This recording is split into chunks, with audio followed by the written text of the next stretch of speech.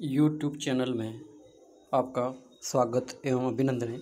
आज इस वीडियो में खनिज संसाधन यानी मिनरल्स रिसोर्स के बारे में अध्ययन करेंगे। खनिज जो है सामान्यतः भूगर्भ को खोद करके निकाले जाते हैं, अर्थात खोद करके निकाले जाने वाले जो भी उपयोगी जो पदार्थ होते हैं, धातु होते हैं, उनको खनिज कहते हैं।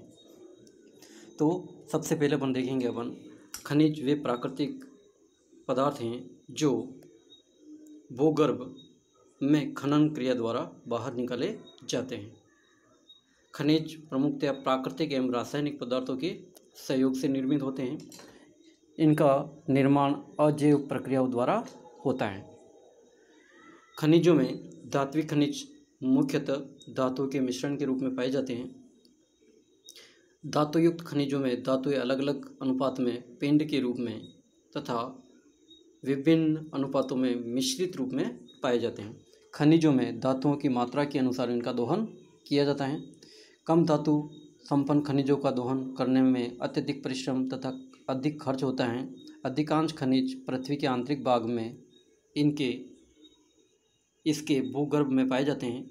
इनका दोहन पृथ्वी पर जहां खनिज पाए जाते हैं उस स्थान विशेष में खान खोदकर खनिजों का दोहन किया जाता है। अतः खनिजों का उत्पादन जिस स्थान पर किया जाता है उसे खनन दोहन कहते हैं। अब है खनिज संसाधनों की विशेषताएं। खनिज संसाधनों की विशेषताओं के बारे में बात करें तो खनिज संसाधन पहली जो विशेषता है वो है खनिज निश्चित स्थानों पर ही बिखरे हुए क्षेत्रों में पाए जाते हैं। अन्य प्राकृतिक संसाधनों की अपेक्षा खनिज कुछ निश्चित स्थान विशेष में ही पाए जाते हैं। स्थान विशेष में भी खनिज एक साथ इकट्ठे रूप में न पाए जाकर केवल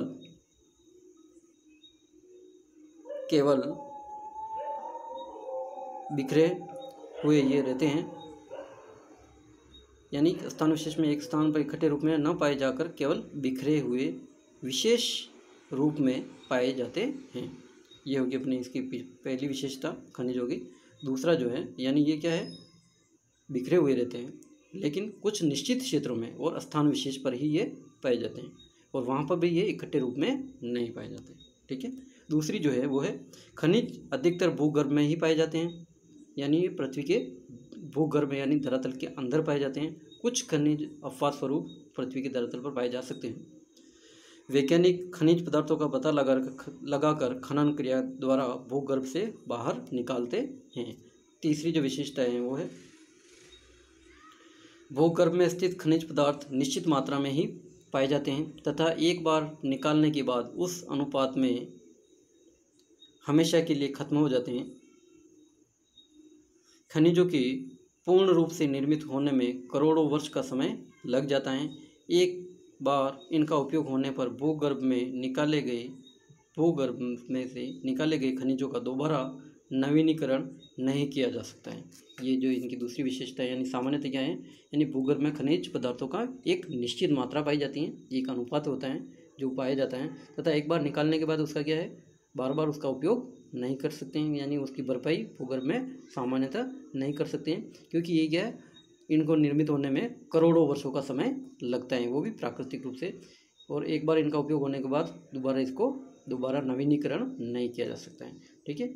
चौथी जो विशेषता है इनकी वो है खनिजों से निर्मित वस्तुएं मजबूत और टिकाऊ होती हैं। ये बहुत महत्वपूर्ण है, इसलिए कि आजकल अधिकांश जो उद्योगों में खनिज का उपयोग होता है और उनकी मशीनें वगैरह जो है अन्य भी वस्तुओं का निर्माण किया जाता है।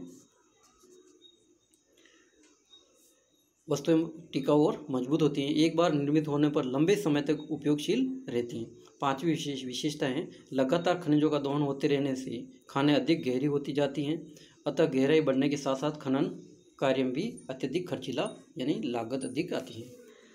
अब छठी जो विशेषता है वो है खनिजों का उत्पादन, इनके उपयोग एवं बाजार में उनकी मांग की कमी अधिक होने के अनुपात इनका घटता बढ़ता रहता है। ठीक है। अब है ये होगी इनकी खनिजों की विशेषताएं। दूसरा है अब मुख्य जो अपना टॉपिक जो है वो है खनिजों का वर्गीकरण यानी क्लासिफिकेशन ऑफ मिनरल्स। अब अनेक विद्वानों ने अपने खनिजों का अलग अलग तरीके से वर्गीकरण किया है। तो अपन इसमें देखेंगे यानी क्लासिफिकेशन ऑफ मिनरल्स। अब तक उपयोग में लिए जाने वाले विभिन्न खनिजों की संख्या लगभग 1600 हैं, लेकिन इनमें से लगभग 200 खनिजों का ही व्यावसायिक उपयोग एवं औद्योगिक कच्चे माल के रूप में किया जाता है। इसको मोटे तौर पे जो है 3 भागों में विभाजित करते हैं। ठीक है, मुख्य रूप से खनिजों को 3 भागों में विभाजित किया जा सकता है। पहला जो है वो है धात्विक खनिज यानी मेटालिक मिनरल्स। खनिजों को क्या है मुख्य रूप से 3 वर्गों में विभाजित किया जाता है। कितने वर्गों में? 3 वर्गों में। और पहला जो हो गया वो है धात्विक खनिज या मेटालिक मिनरल्स, जिसके अंदर क्या है धातु की मात्रा जो होती है सामान्यतः अपन देखें। ठीक है, तो इसमें क्या है लोहा, तांबा, जस्ता, टीन, टंगस्टन, कोबाल्ट और एल्यूमिनियम आदि जो ये खनिज क्या है धात्विक खनिज के अंतर्गत आते हैं। दूसरा जो है वो है अधात्विक खनिज यानी नॉन मेटालिक मिनरल्स, जिसके अंतर्गत क्या किया जाता है तो इसमें उर्वरक, मुख्य रूप से उर्वरक खनिज और रत्न या मणि, अभ्रक और नमक आदि भूद्रव्य आते हैं। और तीसरा जो है वो है ईंधन खनिज। ईंधन खनिज यानी मिनरल्स ऑफ फ्यूल्स के अंतर्गत मुख्य रूप से सभी जानते हैं कोयला, पेट्रोलियम और प्राकृतिक गैस व आणविक खनिज मुख्य रूप से आते हैं इसमें। ठीक है, तो ये हो गए अपने 3 प्रमुख रूप से जो खनिजों का जो वर्गीकरण है। अब जो है मुख्य रूप से जो है धात्विक खनिजों के अंतर्गत अपन देखेंगे तो वो है लौह अयस्क। लौह अयस्क जो है जिसको अपन आयरन ओर कहते हैं। ठीक है, आयरन ओर जो है कहाँ कहाँ पाया जाता है, कितने प्रकार है इसके, तो आयरन ओर यानी जिसमें अधिकांश जो मशीनों का जो उपयोग किया जाता है बनाने में उसमें लौह धातु का ही ज़्यादातर उपयोग किया जाता है। ठीक है, तो यानी भूपटल के संगठन में ही अपन देखें तो इसका जो अंश जो है लोहे का वो 5% तक पाया जाता है। इसका उपयोग प्रागैतिहासिक काल से ही होता आया है और लेकिन वर्तमान में उपयोग में विविधता के कारण यह अत्यधिक महत्वपूर्ण हो गया है। और क्योंकि वर्तमान समय में काम आने वाले छोटे से छोटे यंत्र से लेकर औद्योगिक इकाइयों में चलने वाली बड़ी बड़ी मशीनें, यातायात के साधन आदि सभी वस्तुएं लोहे से ही निर्मित होती हैं। भूगर्भ से निकाला गया लोहा अशुद्ध होता है। इसमें एल्यूमिनियम, चूना, मैग्नीशियम, सेल खड़ी, गंधक, टाइटेनियम, आर्सेनिक, तांबा, फास्फोरस आदि अपद्रव्य मिले रहते हैं। बेसेमर भट्टी के आविष्कार के बाद लोह को अन्य पदार्थों से अलग करना और अधिक आसान हो गया है। ठीक है, तो अब अपन जो ये सामान्य परिचय हुआ लोहा अयस्क के बारे में। ठीक है, यानी क्या है पृथ्वी के भूपटल की भी बात करें तो अपन इसमें क्या है ये जीके का भी प्रश्न है, आपको ध्यान रखना है। ठीक है, यानी 5% तक अंश पाया जाता है और इसका उपयोग क्या है प्रागैतिहासिक काल से ही होता आ रहा है। और अब वर्तमान में अपन देखें तो छोटे से छोटे यानी सुई से लेकर के जहाज या इसमें मिसाइल वगैरह जो भी होते हैं उसमें भी है क्या है लौह धातुओं का उपयोग सामान्यतः किया जाता है।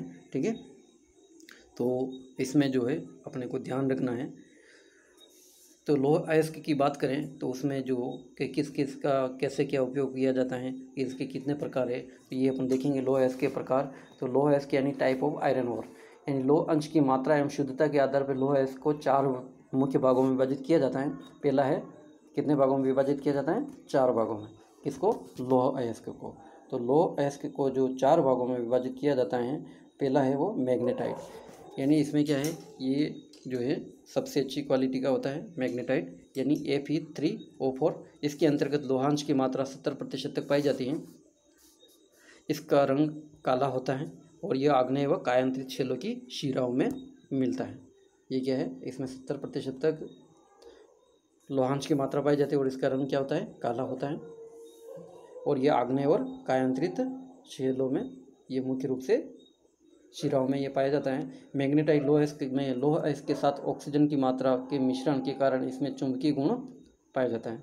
इसके कारण मैग्नेटाइट लोह अयस्क में लोहे के साथ ऑक्सीजन की मात्रा के मिश्रण के कारण इसमें क्या है चुंबकीय गुण पाए जाते हैं।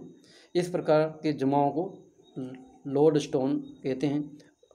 आर्कटिक स्वीडन के किरुना, गिलेवेराय, लाइबेरिया, मैग्नेटोगार्स्क में उत्तम मैग्नेटाइट लोहा अयस्क पाया जाता है। कहाँ कहाँ पाया जाता है ये? तो गिलेवेयर, ठीक है, उसके बाद लाइबेरिया, मैग्नेटोगार्स्क। ये बहुत जीके का प्रश्न है, आपको ध्यान रखना है। ठीक है, अब है दूसरा जो है वो है हेमेटाइट किस्म का।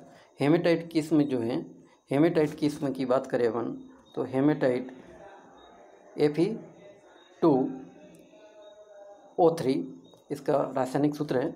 हेमेटाइट में लोह अंश की जो मात्रा होती है वो 50 से 65% तक पाई जाती है और इसका रंग लाल और भूरे रंग के समान होता है। सर्वाधिक विस्तृत भाग में फैले होने के कारण आसान परिष्करण के कारण यह सर्वप्रथम लोह अयस्क हैं। यह अवसादी शैलों में पाया जाता है। ये आपको ध्यान रखना है, ये क्या है, अवसादी शैलों में पाया जाता है। और इसमें जो प्रतिशत जो है लोहांश की मात्रा कितनी 50 से 65% तक होता है।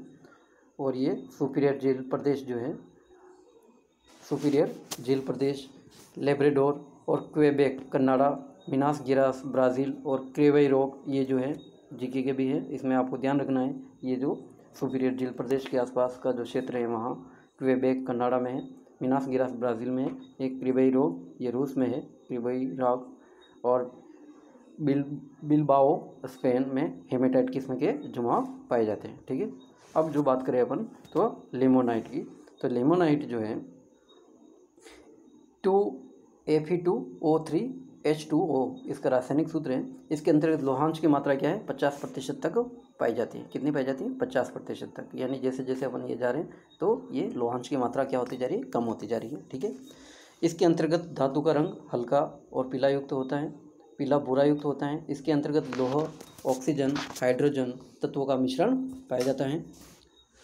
यह अवसादी शैलों में मिलता है। यह दलदली लोहा भी इसको कहते हैं, यानी बोग आयरन भी कहते हैं। और अगला जो है इसका चौथा अंतिम जो प्रकार है लोह अयस्क के वो है सिडराइट।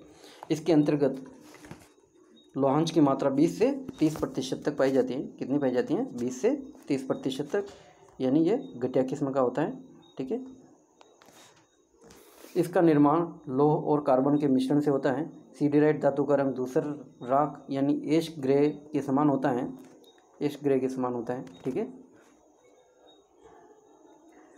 अधिकांश सिडराइट जमाव जुरासिक काल में के हैं और इस वर्ग का लोह लंकाशायर यानी लंकाशायर जो है वहाँ पे इसका जमाव देखने को मिलता है। फ्रांस के लैरेल, ये भी जीके में आता रहता है, आपको ध्यान रखना है। ठीक है, फ्रांस का जो है लॉरेल जो लग्जमबर्ग में भी मिलता है कुछ मात्रा में। ठीक है, अब है संचित भंडार की बात करें अपन लोह अयस्क के बारे में, तो ऊपर जो है अपन देखा है पृथ्वी के ऊपरी भाग अर्थात भूपटल के निर्माण में भी लोह का 5% भाग होता है, लेकिन संपूर्ण पृथ्वी के निर्माण में लोह का प्रथम स्थान है।